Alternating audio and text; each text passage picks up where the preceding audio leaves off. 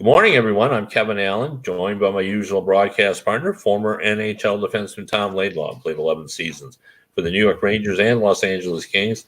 This is the Laidlaw and Allen Report. We come to you twice a week to talk all things hockey, some cooking, some life.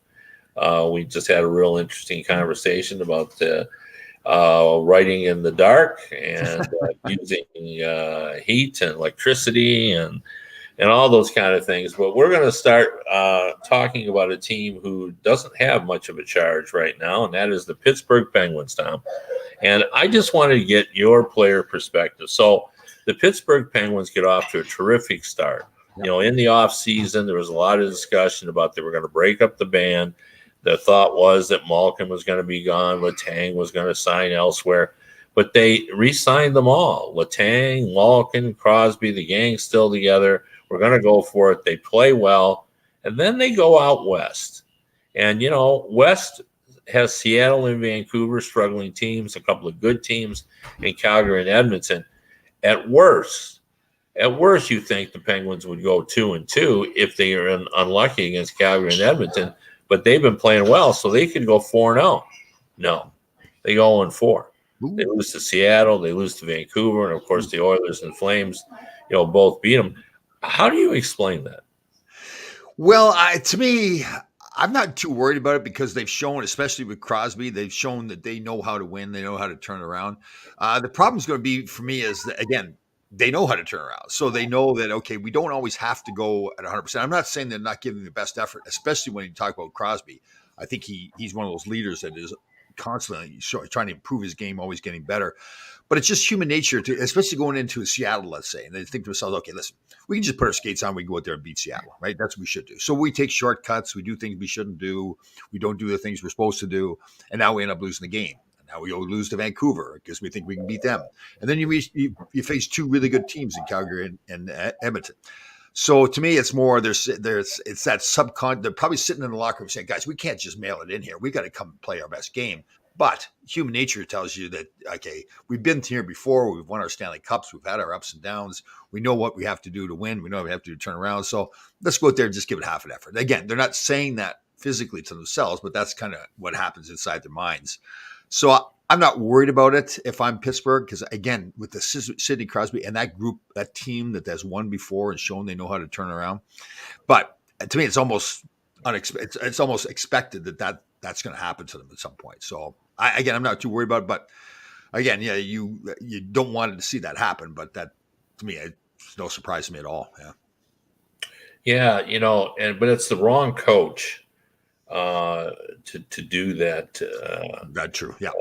Because he's unhappy.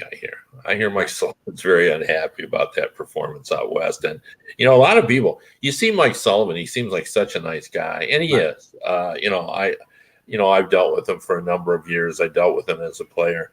You know, he's very polite, but he's a tough coach. Yeah, he's on his players. Like I've had players say when, you know, he was a longtime assistant for John Tortorella, and people would tell me, you know, Tortorella's pussycat compared to Sullivan. Like Sullivan's on you. You know what I mean?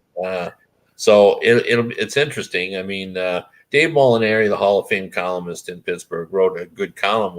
Where he said the headline was something, it's time for the Pittsburgh leaders to be leaders. Yeah. To step up. And that's the thing too, right? It's like, okay, even if you are a tough coach, if John Tortorella, what are you going to do to Malkin, Crosby, and Letang? I mean, they've got to fire themselves up. And that article was point on. It was exactly what it should be. They have to be the ones. No coach, nobody in that organization is going to tell them what to do. Right, financially they're secure. They've won their Stanley Cups. Their place in the game is secured.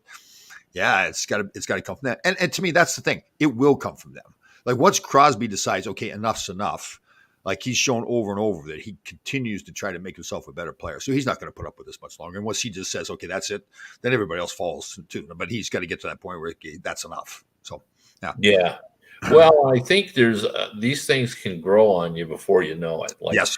Yeah, you lose against Calgary. I can't remember what order it was, but they lose against Calgary first and then Edmonton, whatever it was. But anyway, you lose to Calgary and you say yourself, well, they're a good team. You know, we're not going to win 82 games. That's okay. And then you lose to Edmonton and you sort of say the same thing. You'll say, okay, well, we'll get it together. against Vancouver and Seattle, and then all of a sudden you lay an egg against Vancouver, and you're going, "Uh-oh, Oh yeah. what happened?" Well, by then you're 0-3, Yep. and then all of a sudden you're pressing a little bit. Yep. You know, so Yep. so And I, then you're starting. Yeah, you're right. You're starting to doubt yourself. Those bad habits Right. are now piling up. Totally. Yeah. Absolutely. well, and we've talked about this before, but it always bears repeating because we're always, I think fans sometimes forget this, and that is that even though you're professional players and you do this for a living, and the reason you've gotten to this point is because you're a very confident person. You don't, you're not. Players with low self-esteem don't usually get to the NHL. Totally. That's what I say. But that confidence wanes. It comes Oh, and yeah. goes. Yep. Like you get hot, you score a bunch of goals, you think you're king of the world, and then all of a sudden you go 10 games without a goal, and you're going, "What happened? Did I lose it? Did I forget how to score?" And that's just human nature. That's not. Oh, yeah. It happens to the best of athletes. It is funny too. Like a player, this is a good example. A player will, one season will score 50 goals. So he's using a certain kind of stick. He's using a Bauer, that's a stick. Next year he can't score, so the first thing he does is change the stick. Well, it's not the stick; it's the same stick you scored 50 goals with, but they change. They'll do anything to change. I have a player one time that fired me as an agent because his career wasn't going well. They can change things. So yeah, for whatever reason they lose their confidence. Yeah, and again, I think I can say this clearly because I was one, but professional athletes are some of the most insecure people on the planet too, right? They get, right. I mean, you've dealt with them a long time. Yeah. They doubt themselves. It's amazing. But you're right. That people say, well, geez, he's making $10 million a year. How can he doubt himself? Well, the $10 million has got nothing to do with him losing his confidence. Yeah. Yeah, it always kind of bugs me when people too talk about, how can you make those mistakes when you're making $8 million? Well, first of all, I don't think any athlete is thinking about his paycheck in the middle of the game.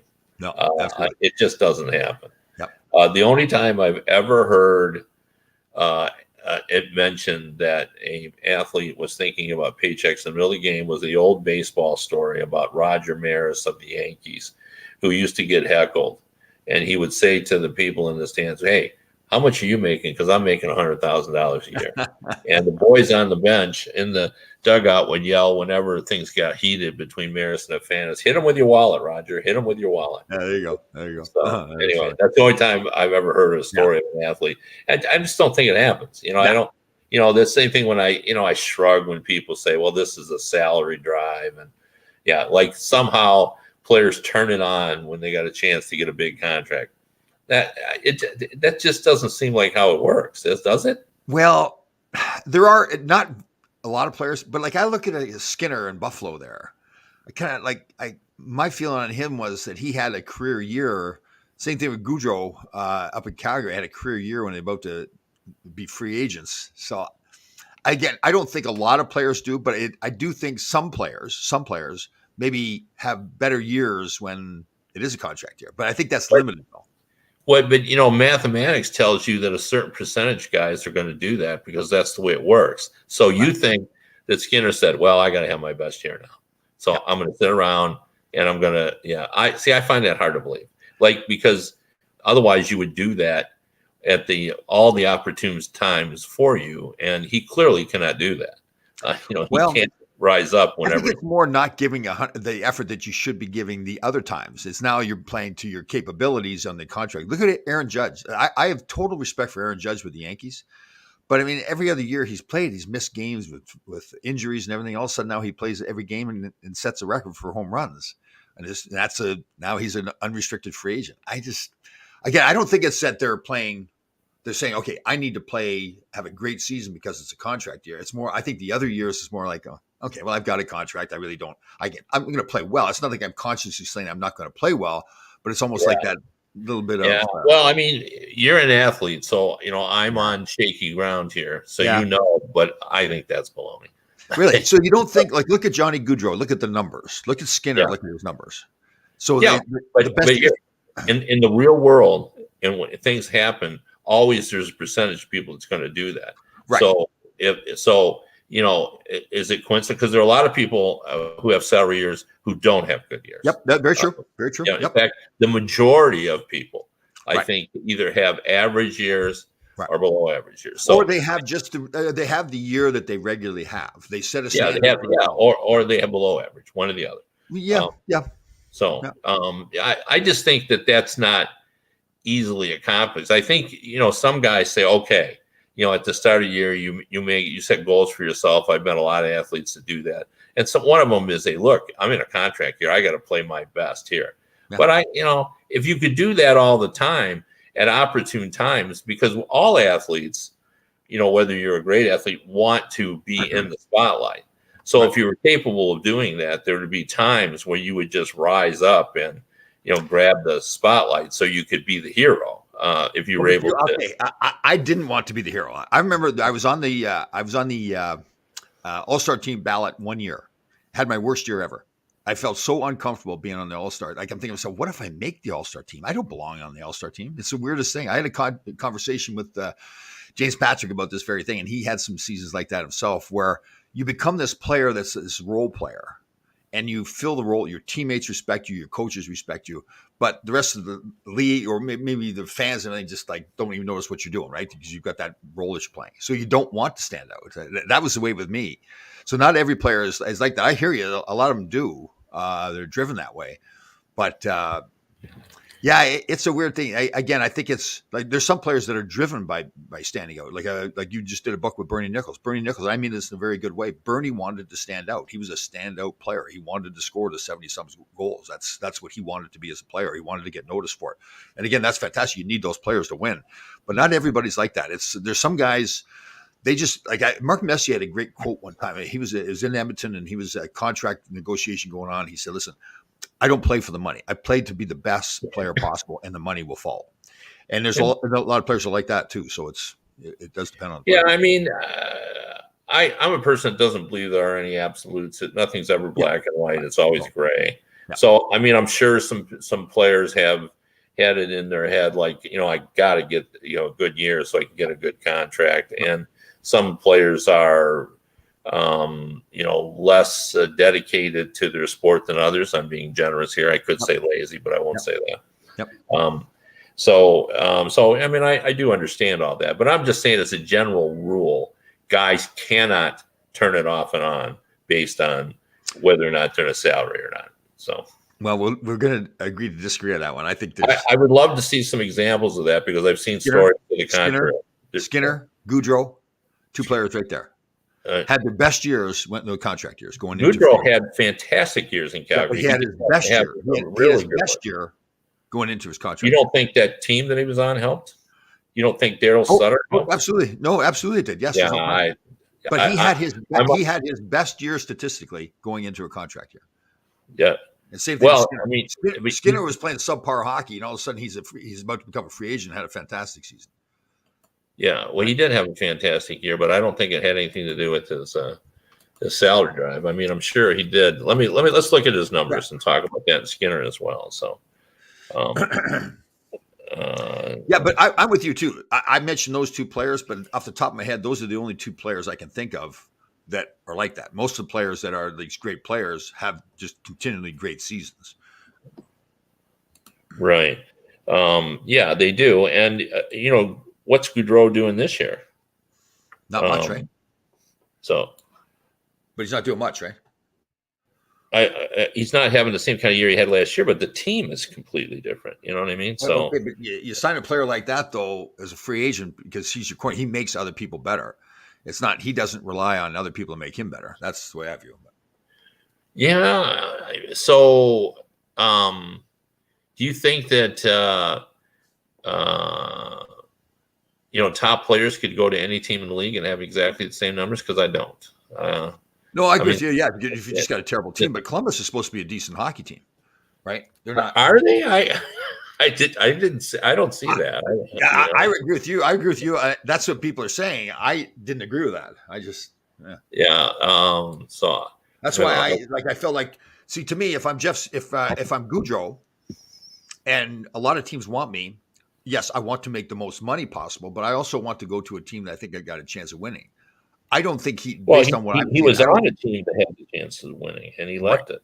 He left it. That's what I mean. So now he goes. He didn't go to a team Like you're right, he could have just stayed right there in Calgary, but he went to a and team made that more I don't money. think. Right, So but see, that's the thing. I don't think he went for the right reasons. I think he went just to get the most money, which is fine. He played himself to that position where he could do that. yeah, the okay, so Skinner had his best season. He got his contract, and then he got to Buffalo and had even a better season. He had 40 goals.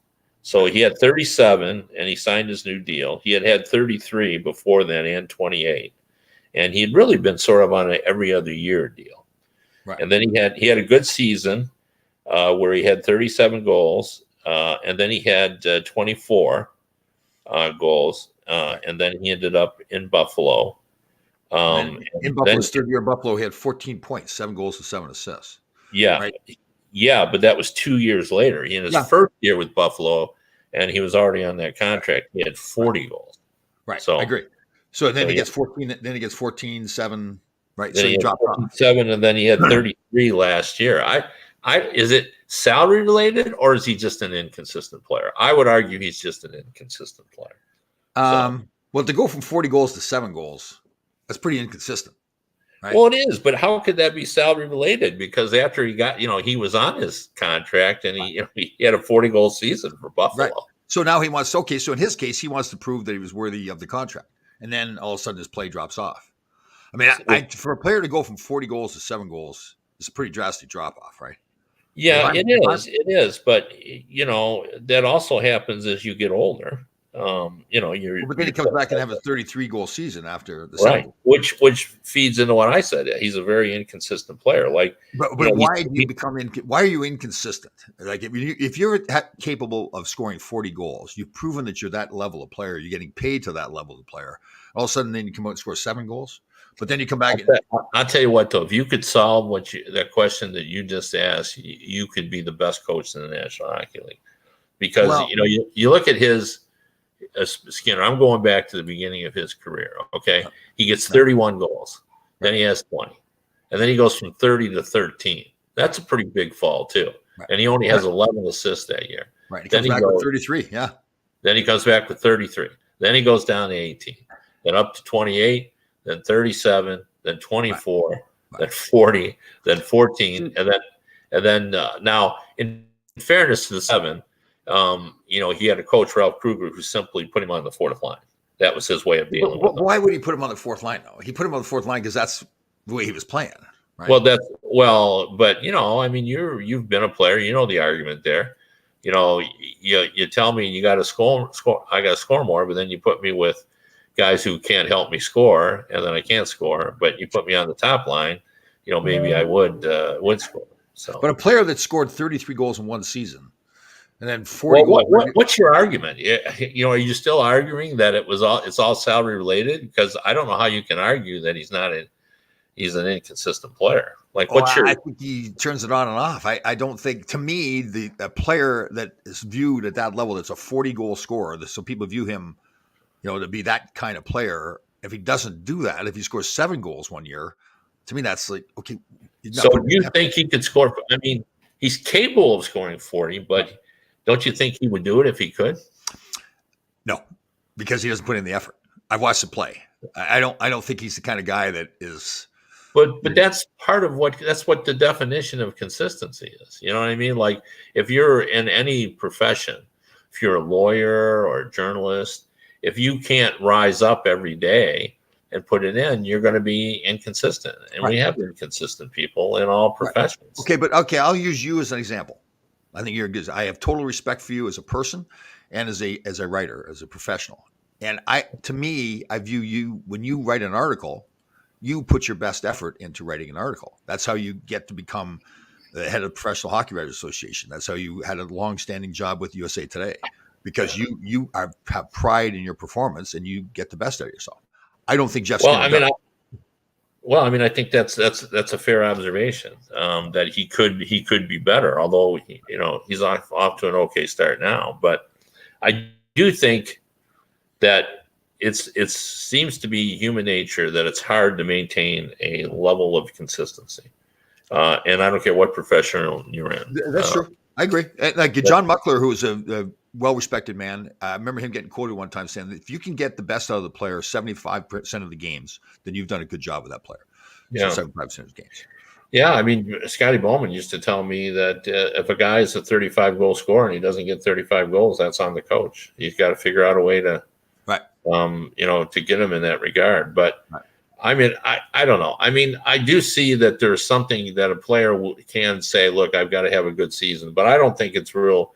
They can't, I don't think they can, they consciously say, this is a salary season, I'm going to do it, and then just do it. I don't think it's that easy for those guys. Well, I agree with you. With the majority of players, you are correct. I think there are some players, the two that I mentioned, they're the only ones that come to mind recently. But I mean, I've been part of those discussions as an agent too, where you say to the player, listen, you need to make sure you have a good year. This contract year coming up.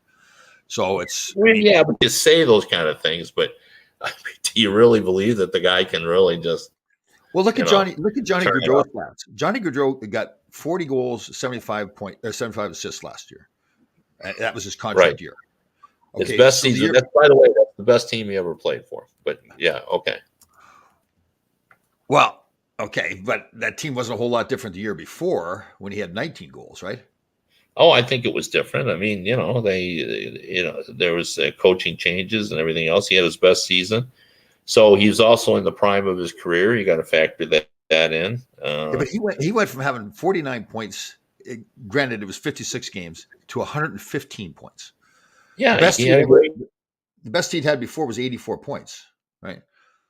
So that's, I mean, to me, listen, there has to be the best season of his career. That was the best season of his career, yeah. I mean, if he stayed there, I'm not sure he'd been able to duplicate that. Right. Everything went right for him. He led the league in even strength goals and all that kind of stuff. It's not like he never had a good year, and I'm reading now 2018-19, he had 99 points, 36 goals, 63. I mean, that's in the range of that. The team wasn't as good, obviously. So how did he do it on a lesser team? Right. I mean, he's shown that he can do it on his own with a team that's not as good. Listen, I think we're kind of splitting hairs a little bit in that. I agree with you. I think very few players are like that. I think most players that are that level of players, especially that level of players, are going to have good consistent seasons. They become that consistent player, right? Even if it's a defenseman or a goaltender, but their play is pretty much the same every year. But there are those guys who have the ability, especially offensive players, have the ability to turn it on at the appropriate times. Again, I don't think that there's anything wrong with them, but I would say that they're not. Like, I look at those two players and I think, okay, where would they fit on Team Laidlaw? Would they be on the Team Laidlaw, the all gritty teim, or would they be on Jack Eichel's team? Right. Well, speaking of Jack Eichel, let's change the subject anyway. Jack Eichel. I'm sure people, but the Vegas Golden Knights, obviously, and I really think even though Jack Eichel's had a good start and Mark Stone, and they really have a lot of depth on that team. Yeah. The guy that's really surprised me the most, not surprised me, let me rephrase that. The guy that I think has been a bigger factor than people are giving credit to is the goaltending there. Logan Thompson has been good. Hill's been good. They're really getting quality goaltending. Yeah.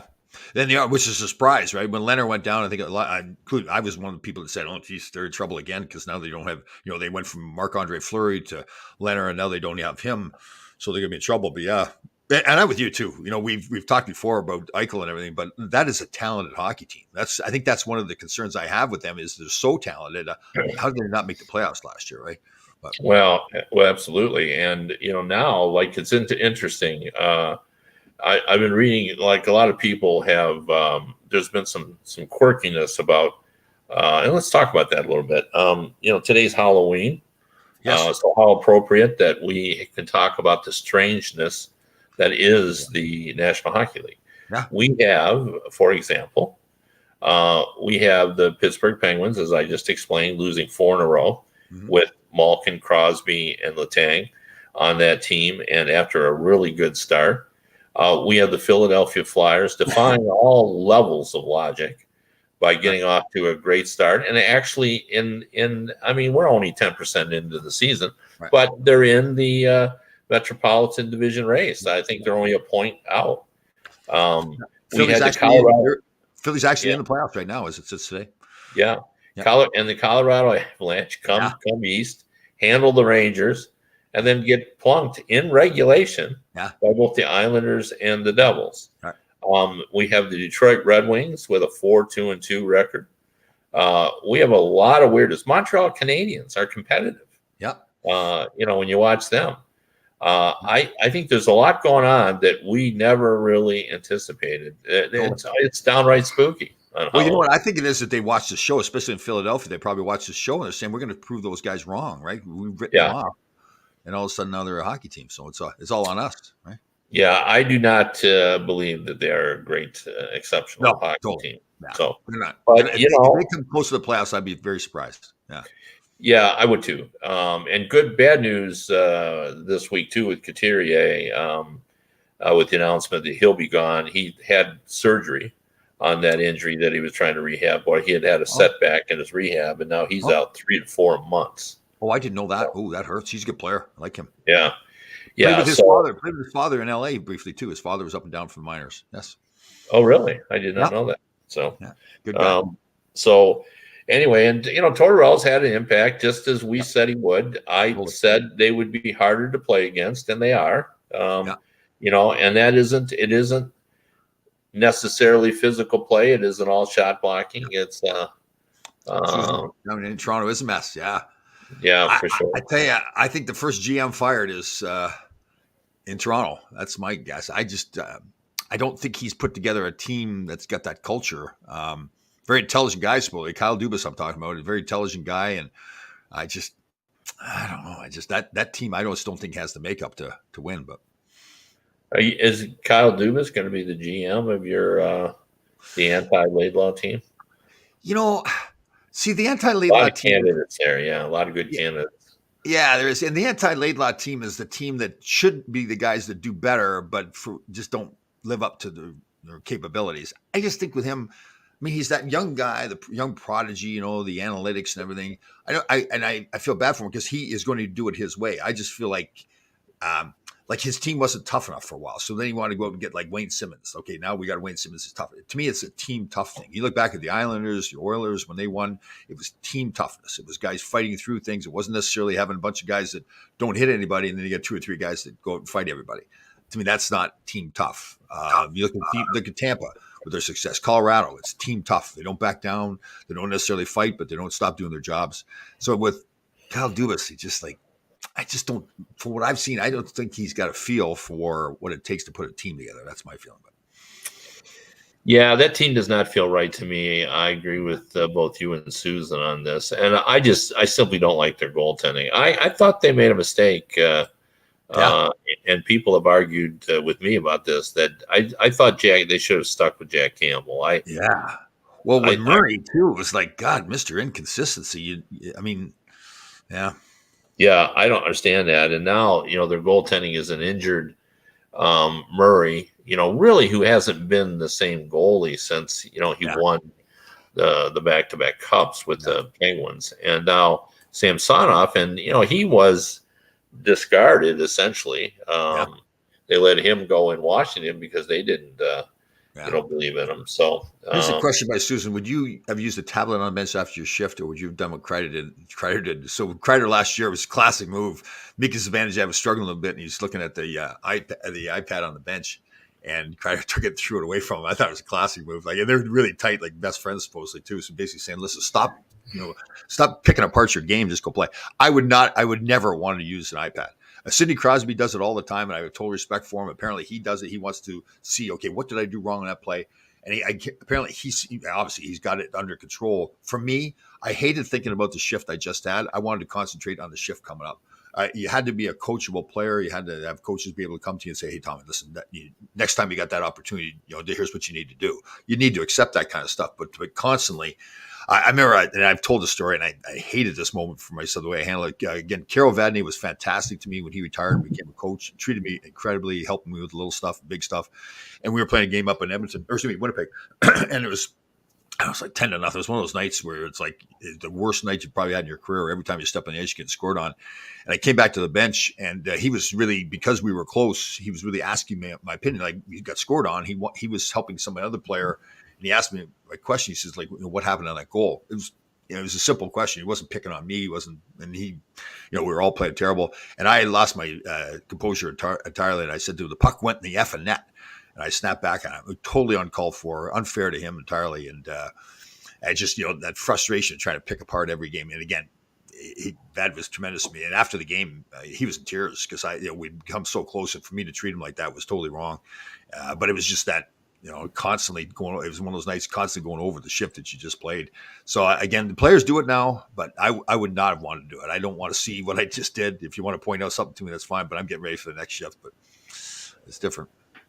I would guess that had Wayne Gretzky had that available, he would have wanted to look Probably. at those. Probably. Yeah. Yeah.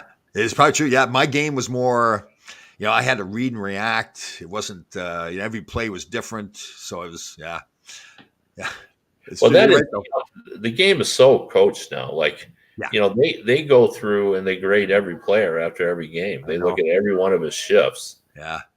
So, when they take a defenseman out, like, it isn't a gut feel. Like, like they've broken it down. They've done a deep dive into Laidlaw. And, I know. Ted Sater, who I pick on all the time, they used to do that too. I think they give us a grade from 1 to 5 or something like that. And I was like, oh God! Like, next day you go in there and they're picking apart your game. I was like, yeah. Well, I don't know what's going on quite in Detroit, but I thought it was interesting that Derek Lalonde brought up that sometimes they have to have some discussions with players in advance of the meeting where they talk about what happened in the game, because it's he said he would warn the guys, look, it's going to sound like we're picking on you. Don't take it personally, because we're trying to address this for the whole team, but you're the one who did it. So we're going to be, talking about, how you did something that we didn't like. And he goes, that's really an uncomfortable conversation. That's what he said. Yeah. Well, I had it happen to me too. I usually took it pretty well near the end of my career. I was really frustrated with myself. I was hurt my back, just totally frustrated with everything, the way I was playing, the way I was handling everything. And Cap Rader, who's a great guy, he and Rick Wilson were the coaches there, really smart hockey guys, tremendous people, really admired them a lot and respected them. And he critiqued me, and he'd done it before. So I think he felt like, Tommy's fine. I've done it with Tom before. Everything's good. But I was in such a bad mood, so frustrated myself. He started picking apart some play I did. I can't remember what it was. And I snapped at him in front of the whole team. And there was a veteran team. There's Larry Robinson, Wayne Gretzky, Dave Taylor, everybody. And I snapped at him. And as the words just coming out of my mouth, and I'm realizing how stupid I am, how wrong I am in saying what I'm saying to Cap. But I just was so frustrated. So I went in right after the meeting was done. I went into the coach's room and I said, Cap, I'm sorry. I'm just so frustrated myself. And he understood, luckily, because it was totally wrong by me. But yeah, it's a tough spot, like in front of your teammates and your peers, especially if you've established yourself, as that, good, consistent player, to be picked apart in front of everybody. Yeah, your ego takes a little bit of a hit there. So it is a tough conversation. It's interesting, though, because you're a different person than you were when you play. Yeah. You've done a lot of self-analysis on who you are. Your lifestyle is different. And I've had numerous players tell me that they wish they had the knowledge they have now back when they played. And the constant words, he said, we were young and stupid. Absolutely. We just didn't know. And they've learned about the game. Either they've gone into coaching or they've become an agent, and they understand. And when they can take a step back from the game. I remember Lyle Fair, who was a friend of mine, played with the Kings, said, I think he played, I'm just guessing here, but 70 or 80 games. We can look it up.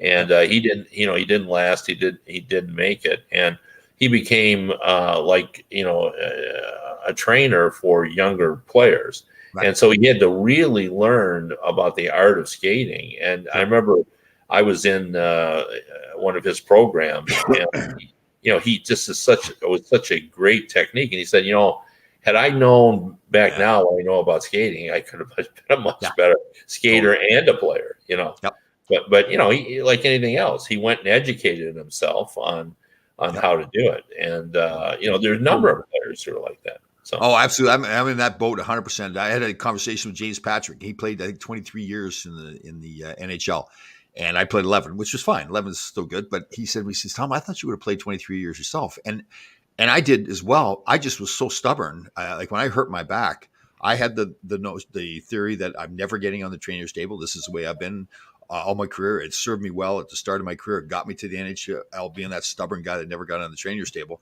But now I needed to change, and I wouldn't do it. And I look back at it now, and I've learned so much more that just simple things, my training methods, working on my core more, better diet, and all that stuff. I would have played another 10. I would have played another 10 years. I had that 20-some year career, but yeah, I agree 100%. It's I think part of it is that to get to the NHL, to get to that level, same thing with you. You have to have. There's a way that Kevin Allen runs his life. There's a way that Kevin Allen treats his family. There's a way you do your job, and that's what got you to the level that you are. And you need to stay loyal to that process. But the difference is, like Zdeno Chara, for example, I thought was a great example. As he got older, Tom Brady's like this. They changed their training methods. They learn more about their diet and everything. And I was, nope, this is the way I do it. That's it. But yeah, so it serves you well to get to that level.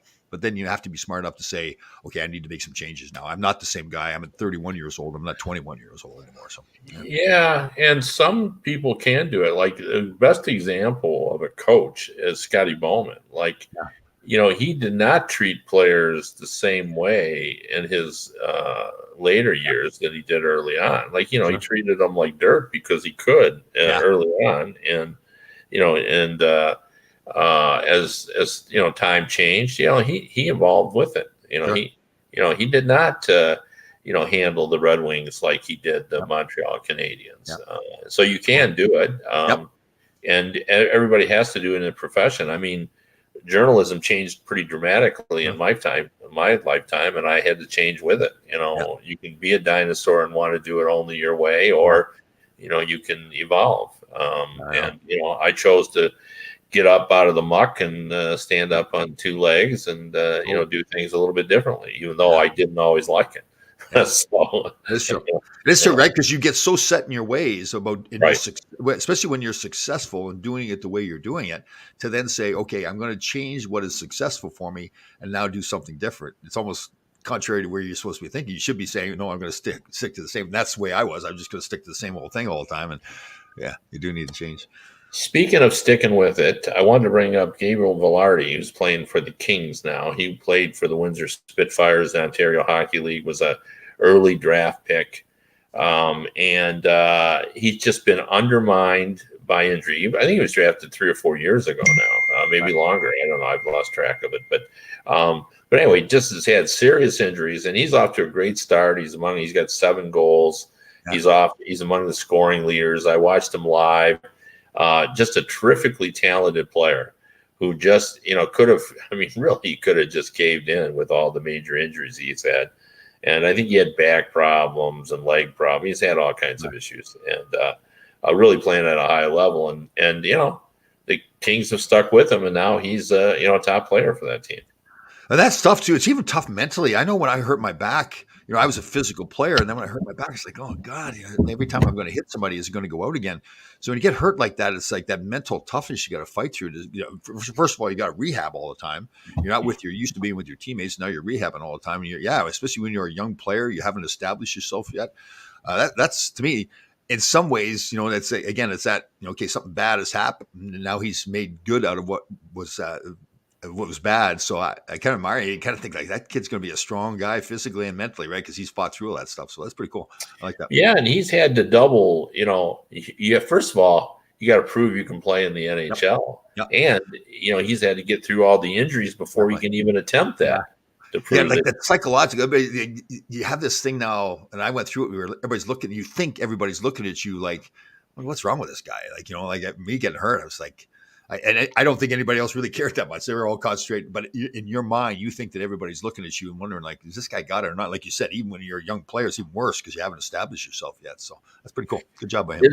Isn't it funny, though, that's so human nature? My wife was a high school coach, and, invariably there are always issues about, playing time and what everything. And, she and I would discuss, how these were playing out, and it just seemed like such a major calamity. Like everybody was talking about it, and I remember always saying to her, like there's 8 people in the world right now that are worried about these issues. The player's 2 parents, the player, one of her friends, the other player that it affects. Other than that, nobody cares about it. Totally true. Yeah, there are people in Israel or Japan or Italy that really don't even know we exist. Yeah, exactly. Let's just. Isn't it funny though how you look back at things and you think it was such a big deal, right? That, oh my God! Right. Like you said though, like 8 people probably care about it. Yeah. Yeah. So, and it's and in the grand scheme of things, it's really not that big of a deal. Where do you think your Rangers are at this after the 10% mark? I think they're somewhere around there. Well, again, I think it's similar to Colorado, right? I mean, that Colorado Ranger game they played was a fantastic game. There's two teams that really knew that these are 2 contending teams. Well, Colorado's already won it, but the Rangers are right in that category as well as a contending team. So I think it's more, I just think it's one of those things that, okay, we know we can win. We know how to do it. Again, it's early in the season. We know how good we are.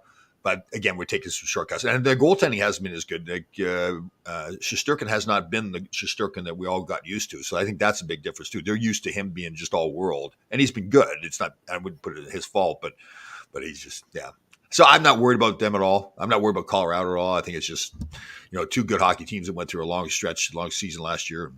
They'll get their games together. Yeah. It loops back to our argument about consistency. Yes, it's hard to be consistent. Yes, it is. It really is. Really is. The difference between winning and losing means the attention to the details out there. It's doing the little things that you don't necessarily want to do, but you have to do to win. Yeah, no question. Yep. Yeah. All right. Well, we appreciate you tuning in. We'll be back on Wednesday. If you want to read me, I'm at DetroitHockeyNow.com.